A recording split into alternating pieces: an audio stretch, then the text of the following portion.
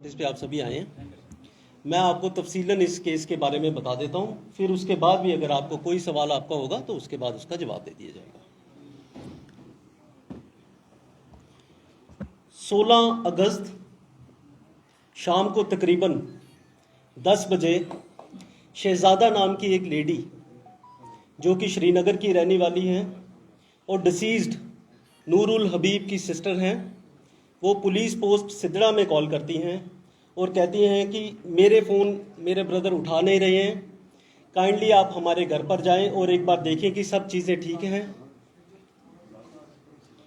इस कॉल के बाद जब हमारी टीम तभी विहार सिदड़ा में लेन नंबर 32 में जो घर है वहाँ पे जाती है तो देखते हैं कि घर जो है वो अंदर से बंद है।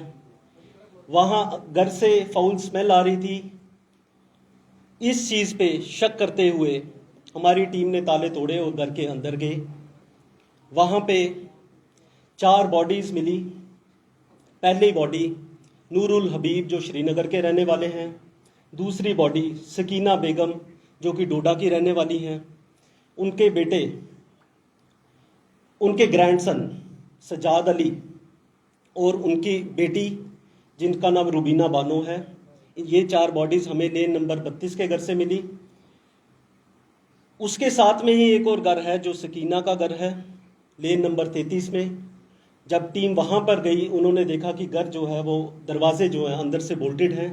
जब उन घरों को, उनके दरवाज़ों को तोड़ा गया, वहाँ पे 2 बॉडीज़ थी। पहली बॉडी ज़फ़र सलीम जो कि सकीना के बेटे हैं और स्पेशली एबल्ड चाइल्ड हैं। दूसरी बॉडी सकीना की बेटी जिनका नाम नसीमा है, उनकी मिली। टोटल 6 बॉडीज़ को पुलिस ने अपनी कस्टडी में लिया और गवर्नमेंट मेडिकल कॉलेज जम्मू में ऑटोप्सी के लिए इनको लेके आए। पोस्टमार्टम जो है वो मैजिस्ट्रेट की प्रेजेंस में हुआ। पोस्टमार्टम पूरा वीडियोग्राफ हुआ है और बोर्ड ऑफ डॉक्टर्स से हुआ है। उसके बाद विसरा के सैंपल्स जो हैं केमिकल एग्जामिनेशन के लिए एफएसएल में भेजे गए हैं, जिसकी रिपोर्ट अभी तक अवेटेड है। इसमें सिट कॉन्स्टिट्यूट हुई और सिट को हेड किया संजय शर्मा साहब, एसपी रूरल जम्मू, जो मेरे साथ मौजूद हैं। सिट के मेंबर्स रहे SDPO Nagrota, SHO Nagrota, incharge police post सिदड़ा।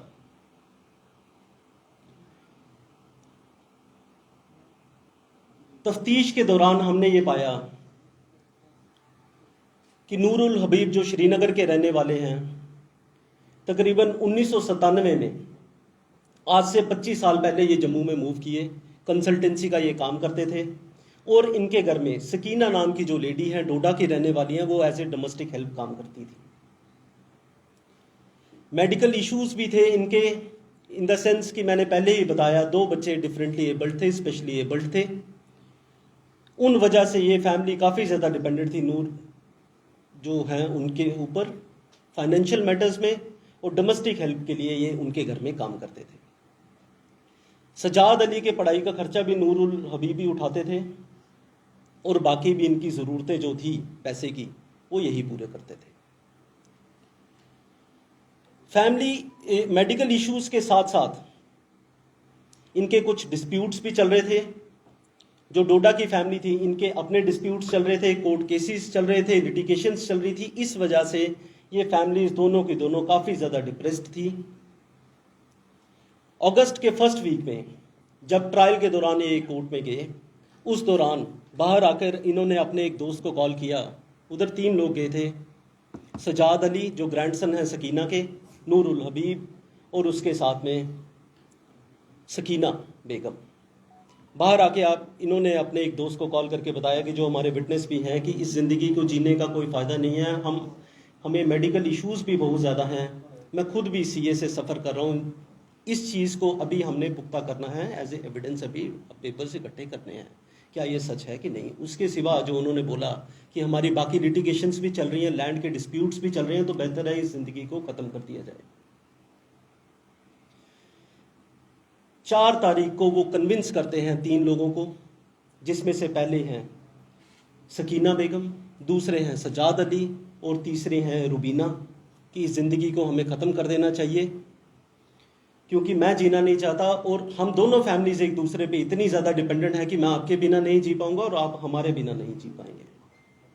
Seat ने काफ़ी ज़्यादा एविडेंसेस इकट्ठे किए हैं, जिसमें सीसीटीवी फुटेजेस हैं, जिसमें कॉल डाटा रिकॉर्ड्स हैं, जिसमें मोबाइल फ़ोन्स जो डिसीज्ड के हैं उसमें डाटा एक्सट्रैक्ट किया हुआ है, बैंक के काफ़ी ज़्यादा रिकॉर्ड्स हैं, डिटेल्स हैं, जो इन चीज़ों को पुख्ता कर रहे हैं जिसके बारे में मैं बात कर रहा हूँ। 5 तारीख को पहले दिन इन्होंने अपनी जो प्लानिंग है उस पर काम करना शुरू किया। पहली बार इन्होंने मेडिकल शॉप्स जो जम्मू में हैं वहाँ से ये कुछ मेडिसिन लेके आए, आईवी फ्लूइड्स लेके आए, कैनूलास लेके आए, ड्रिप्स लेके आए, कुछ मेडिसिन लेके आए और डाइपर्स लेके आए, जिसके बारे में मैं आपको आगे बताता हूँ इनका इस्तेमाल इन्होंने कैसे किया। 6 अगस्त की अगर अब मैं बात करूँ, इन्होंने इस टाइम पे संजीव कुमार के नामक एक आदमी जो कि जम्मू के रहने वाले हैं और हेल्थ वर्कर हैं, इनके पहले भी नोन थे, इन्हें अपने घर में बुलाया और बताया कि जो 2 बच्चे हैं स्पेशली एबल्ड, इनको काफ़ी ज़्यादा परेशानी है, अगर आप इनमें कनूला इनकी आर्म्स में फिक्स कर देंगे तो इनको हम मल्टीविटामिन्स दे सकते हैं। उनके साथ साथ उन्होंने ये भी कहा कि हमें खुद भी बुखार है और काइंडली ये कनूला जो है हमारी आर्म्स में भी फिक्स कर दें। 7 तारीख को पहली बार इन्होंने ड्रग्स इन्फ्यूज़ करना शुरू किए 2 बच्चों पे।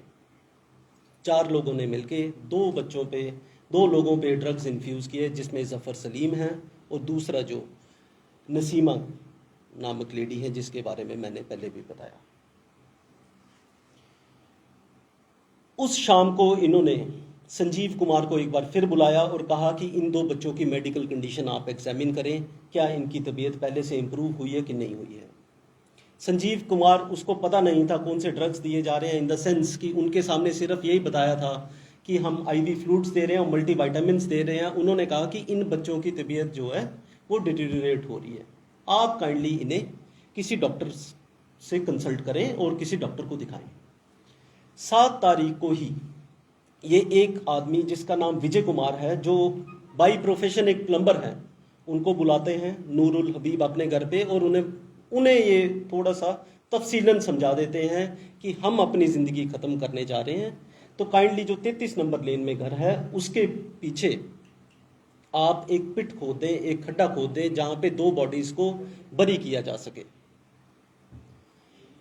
इसके बाद 9 तारीख को विजय कुमार आते हैं, 2 लोगों को अपने साथ एंगेज करते हैं और इस घर में खड्डा खोद देते हैं और इसके लिए नूरुल हबीब उन्हें 2.5 लाख रुपया देते हैं, जिसमें से हमने काफ़ी कैश अब अरेस्ट कर लिया गया है इनको, विजय कुमार को, और काफ़ी सारा कैश हमने we have seized that cash.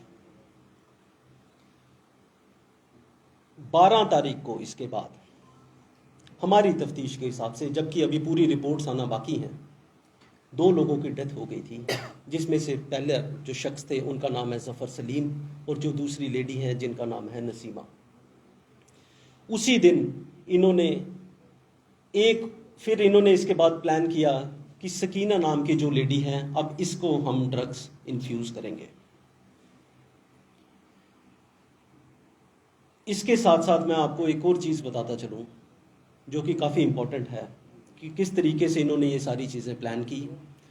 6 अगस्त के बाद दोनों ही घरों में सीसीटीवीज थे, उनको डीएक्टिवेट कर दिया जाता है, डिसेबल कर दिया जाता है, ताकि कोई भी फुटेज कवरेज उसकी ना हो सके।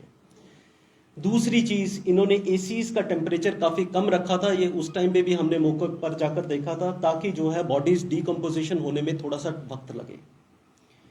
तीसरी चीज़, इन्होंने फ्रेगरेंस के लिए डिस्पेंसर्स लगा रखे थे, ताकि जो परफ्यूम है, सेंट जो है वो हवा में फैलती जाए और जो फाउल स्मेल है वो बाहर ना आए। चौथी चीज़, इन्होंने ये सारी चीज़ें छुपाने के लिए डाइपर्स का इस्तेमाल किया था, जो कि हर एक डिसीज्ड की बॉडी में था। बॉडीज एक्सक्रीट जब कुछ करती हैं उसकी एक स्मेल होती है, उस स्मेल को छुपाने के लिए इन्होंने ये वाली चीज़ का एक इस्तेमाल किया, डाइपर्स का, जो कि मेडिकल बिल्स भी हमारे पास उस चीज़ के मौजूद हैं और सीसीटीवी कवरेजेस हैं और कॉल डाटा रिकॉर्ड्स भी उन चीज़ों के हमारे पास मौजूद हैं। नूरुल हबीब ने अगस्त के महीने में जलंधर के एक वेंडर के पास अपने घर में इस्तेमाल करने के लिए कुछ जिम का सामान ऑर्डर किया था। 13 अगस्त को ये वापस वेंडर को कॉल करते हैं जलंधर में और कहते हैं कि हमें इस सामान की अब ज़रूरत बिल्कुल नहीं है। हमारे घर में जितने भी लोग हैं वो काफ़ी ज़्यादा बीमार हैं और हमें ये सामान आप बिल्कुल नहीं चाहिए, तो कृपया करके ये अपना सामान आप अपने पास ही रखें। 14 तारीख को हमारे हिसाब से, हमारी इन्वेस्टिगेशन के हिसाब से सकीना की डेथ हो गई थी और उसके बाद जो बाकी 3 लोग बचे थे, जिसमें नूरुल हबीब, सजाद अली और रुबीना, ये शहर के नॉर्थ में जो सिटी में आते हैं कुछ और मेडिसिन लेने के लिए अपनी नैनो कार में, और उन मेडिसिन को लेके वापस चले जाते हैं। इसके बाद ये जोमेटो के थ्रू उसी दिन दोपहर को कुछ फूड पैकेट्स ऑर्डर करते हैं पहलवान स्वीट्स गांधीनगर जम्मू से, और डिलीवरी बॉय को ये बताया जाता है, उसे बोला जाता है कि हमारे घर में कुछ कोविड के केसेस हैं, तो काइंडली आप घर के अंदर ना आए, आप बाहर वेट करें, हमें सिग्नल कर दें, आप हमें एक कॉल कर दें, उस कॉल के बेसिस पे हम बाहर आ जाएंगे। और उन्होंने पैकेट्स वहाँ से इकट्ठे किए। 14 तारीख की शाम को इन्होंने फिर एक बार संजीव कुमार को अपने घर में बुलाया, और जैसे कि नॉर्मली अगर कोई पेशेंट बीमार होता है, कैनुलास को फिक्स करने के लिए, उसको फ्लश आउट करने के लिए, उसको क्लियर करने के लिए उस चीज़ की मदद ली। 15 तारीख को सुबह तक हमारी इन्वेस्टिगेशन के हिसाब से रुबीना की भी डेथ हो गई थी। लास्ट टाइम इन्होंने संजीव कुमार को अपने घर पे बुलाया, जिनको इल्म नहीं था कि ये किस लिए ये सारी चीज़ें हो रही हैं। वो उस टाइम तक यही सोचते रहे कि शायद ये इनको ठीक करने के लिए है। और जो नैनो कार है उसमें ये 2 लोग बैठे घर के बाहर, और एक बार फिर से मेडिकल एडवाइस ली और बोला कि हमारे कैनुलास को, नए कैनुलास को एक बार फिक्स कर दें। 15 तारीख की शाम को हमारी तफ्तीश के हिसाब से इन 2 लोगों की भी डेथ हो गई थी। और जैसे कि मैंने प्रेस कॉन्फ्रेंस शुरू की थी कि 16 की तारीख की शाम को हमें कॉल रिसीव होती है। अभी कुछ रिपोर्ट्स आना एफएसएल की बाकी हैं, बाकी भी चीज़ों पे हम कुछ काम कर रहे हैं, जो तफ्तीश के बाद हम आपसे शेयर कर लेंगे। अगर आपका कोई सवाल है तो काइंडली आप एक एक करके पूछ सकते हैं। नहीं, ऐसा बिल्कुल नहीं आया। It has not come to fore. Sabina ने डोडा में 38 लाख की प्रॉपर्टी बेची है, वो कैश कहाँ है? वो कैश इन्होंने यूज किया है। ये घर भी खरीदा है इन्होंने, जो 33 नंबर लेन में है, जिसका मैंने जिक्र किया है, और बाकी जो थे इन्होंने अपने खर्चों पे वो पैसा इस्तेमाल किया था। तो कुछ बैंक में भी अभी इनका पैसा जमा है। मेडिसिन कौन सी यूज की कि 6 तारीख को उन्होंने लगाया और 12 तारीख को डेथ हो रही है, 6 दिन उनको कैनुला लग रहा है। 7 तारीख को कैनुला 6 को फिक्स किया, मेडिसिन 7 को इन्फ्यूज की,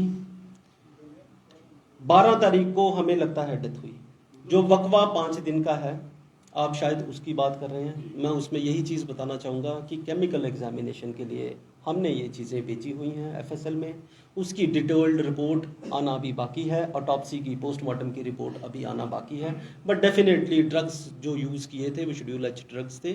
उनका अब किस तरीके से उन ड्रग्स ने रिएक्ट किया हो, क्या क्या कौन कौन से वो ड्रग्स थे, वो रिपोर्ट के बाद ही पता लग पाएगा। एक सेकेंड फर्स्ट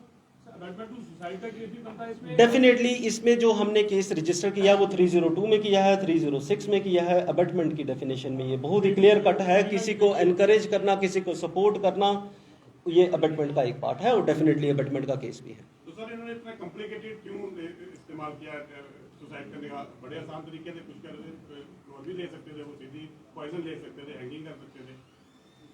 हाँ, और भी तरीके थे, बट इन्होंने ये तरीका एक चुना इस चीज़ को अंजाम देने के लिए। और भी तरीके कई हैं, मगर उन्होंने इस तरीके को चुना।